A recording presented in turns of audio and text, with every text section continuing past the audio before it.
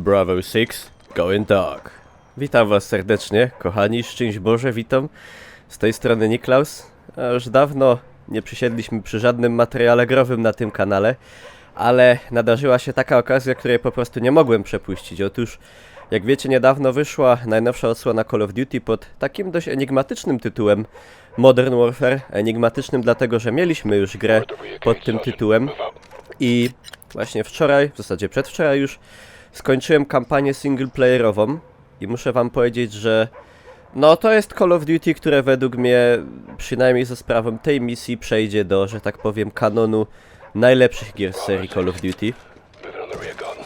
Otóż, moi drodzy, to jest misja pod tytułem Porządki, gdzie znajdujemy się w Londynie i musimy po prostu oczyścić tutaj ten apartament z terrorystów i prawdopodobnie też uwolnić znajdujących się tam zakładników. Oczywiście towarzyszy nam nieśmiertelny kapitan Price, który towarzyszył nam już w pierwszej, drugiej części Call of Duty oraz w pierwszym Modern Warfare, drugim, trzecim.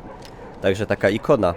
Co jest, moi drodzy, takiego w tej misji, że przykuło moją uwagę? Przede wszystkim Call of Duty, ta część Call of Duty powstała na zupełnie nowym silniku graficznym, który właśnie powstawał w Polsce. Powstawał w Polsce, w Krakowie, przez polski oddział studia robiącego najnowsze Modern Warfare i tym razem Call of Duty wygląda wreszcie wygląda naprawdę, jak widzicie, oczywiście materiał na YouTubie tego nie odda, ale wygląda naprawdę przepięknie. Naprawdę dobrze. Korzysta też z najnowszych technologii, jak śledzenie promieni DirectX dostępnych na kartach Nvidia. I w tej misji, właśnie w tych misjach, w których znajdujemy się gdzieś w ciemności i używamy noktowizora, wygląda to szczególnie dobrze. Bang!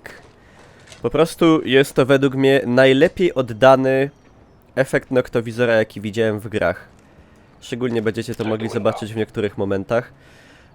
Połączyć to z bardzo dobrze wykonanymi modelami postaci, z naprawdę dbałością o najmniejsze detale, umundurowania, uzbrojenia, ich twarze, prawda, sławny kapitan Price, pięknie wykonany, każdy wąs na brodzie widoczny, jak to się mówi, do tego też świetnie animowane. Do tego dochodzi naprawdę wyjątkowo dobre udźwiękowienie, jak na Call of Duty, strzały broni, eksplozje, rykoszety, wszelakie okrzyki żołnierzy.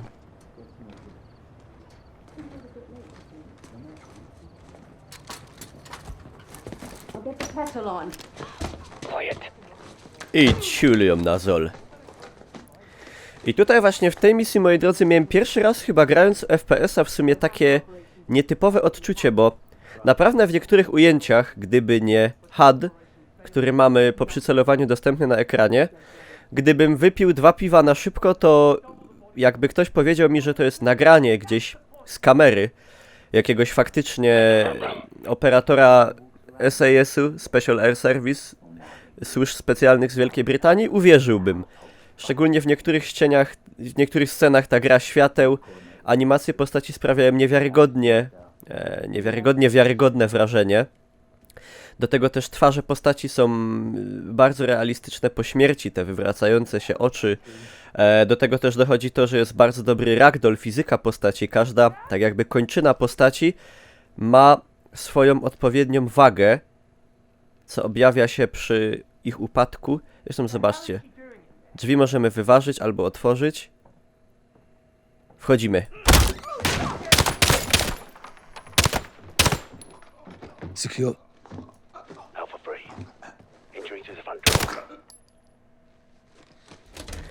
Jak widzicie, możemy postrzelić przeciwnika, on wtedy leży gdzieś, wykrwawia się, cierpi.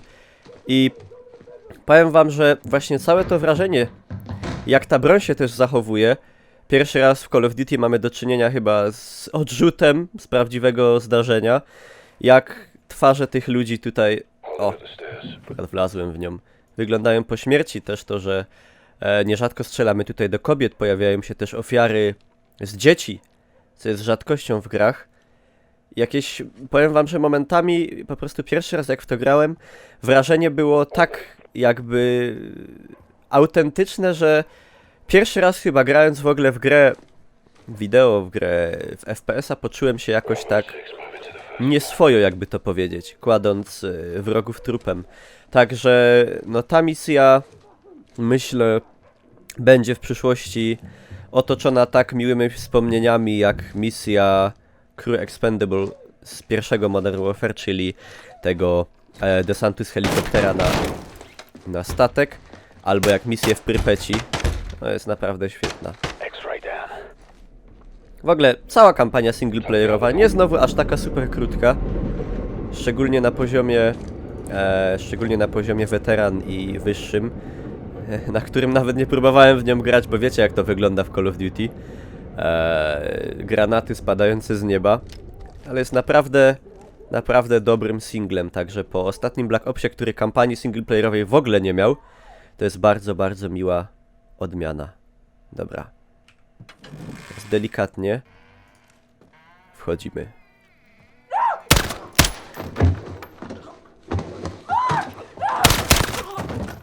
Two X-rays down. Widzicie, nawet takie sytuacje nas tu spotykają.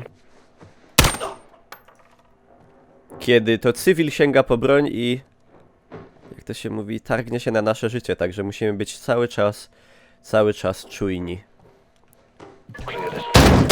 A!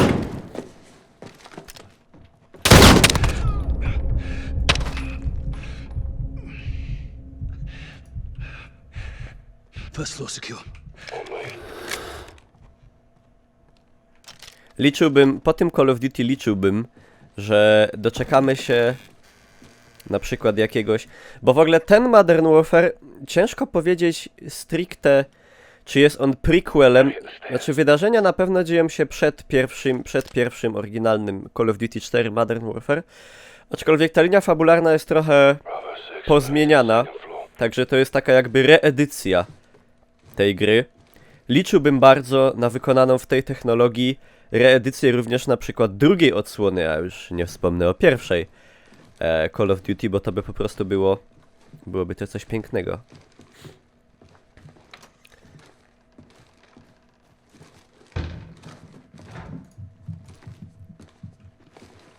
Jakiś ruch słyszymy na górze, na piętrze.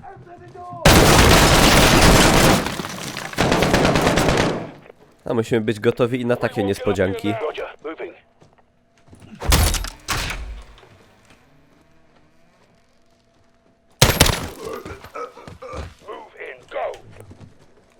Strach trochę wejść.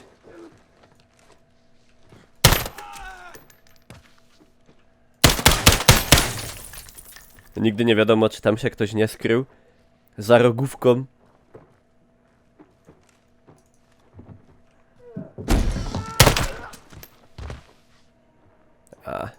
Tak zwany refleks dzikiego węża.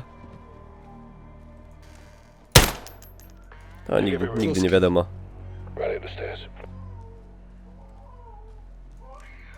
Irbiarze.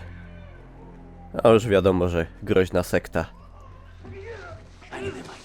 No tu niestety nasz kolega dostał.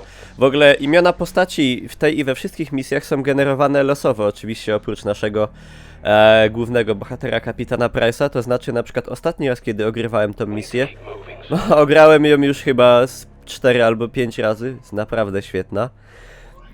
Postrzelonym kolegą był sierżant Szymczyk, czyli jakiś nasz krajanin, a sądząc po nazwisku może nawet Ślązak.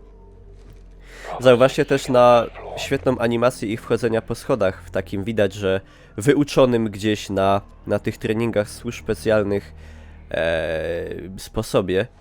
Kiedy ja się nie ruszę, to oni też dalej nie wchodzą. Wszystko jest w takim właśnie szyku bezpiecznym wykonywane.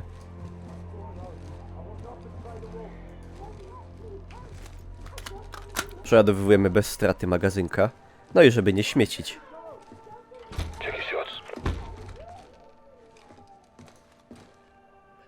Dobra. No to co? Raz, dwa, trzy, Baba Jaga patrzy.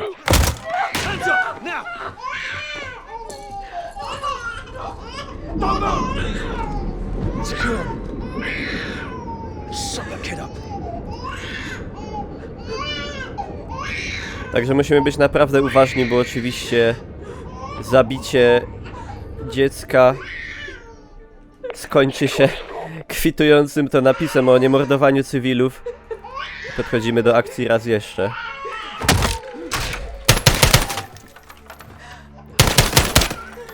Secure. First floor, tank point, Sergeant.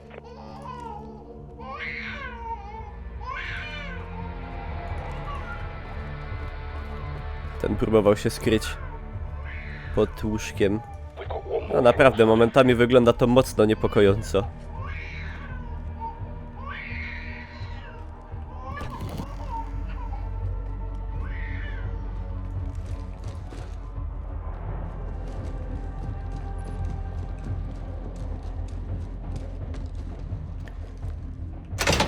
Locked. Try and take him alive. No tu musimy się brechą posłużyć. Dobra, wchodzimy. Don't shoot! Don't shoot, please! They were going to kill me! They locked me in here! Drop him. Clear. All teams. No i niestety widzicie, Commence SSE. Copy, niby boss. cywil, Roger. ale gdybyśmy jej tutaj nie położyli trupem, sięgała do detonatora, który leży na biurku i już byłoby po nas. Także takie obrazy tutaj w tym Call of Duty mamy na porządku dziennym. I kiedy były jakieś pierwsze pokazy tej gry, przed jej premierą, i redaktorzy, którzy tam byli, opisywali tę kampanię jako wyjątkowo taką właśnie brutalną, w wielu momentach też szokującą, odwołującą się do tego, co mieliśmy w Call of Duty Modern Warfare 2, czyli słynnej misji No Russian, gdzie jako rosyjski agent strzelaliśmy, mordowaliśmy całe tabuny cywilów na lotnisku. Tutaj tych momentów jest o wiele więcej i są one wykonane, no wyjątkowo, że tak powiem, dosadnie. Także ta misja właśnie kończy się w tym miejscu z podniesieniem tego detonatora. Tutaj widzimy jakieś plany zamachu, który odbył się wcześniej w Londynie, w tej kryjówce terrorystów. Wszystko to było planowane. Tutaj widzimy jakieś zmontowane domowymi sposobami ładunki wybuchowe. I wszystko to w naprawdę dobrej oprawie graficznej, przy stosunkowo nie jakichś wielkich wymaganiach sprzętowych. Także, moi drodzy, to by było na tyle, to wam chciałem pokazać. Najnowsze Call of Duty mogę wam, jako pierwsze Call of Duty od bardzo dawna, z lekką, jak to się mówi, lekką ręką i czystym sercem zarekomendować. I naprawdę warto, jak w kampanii, tak i w trybie wieloosobowym. Także dziękuję wam pięknie za uwagę. Z tej strony był, jak zawsze, Niklaus Pieron, synek z Bytomia. Czymcie się.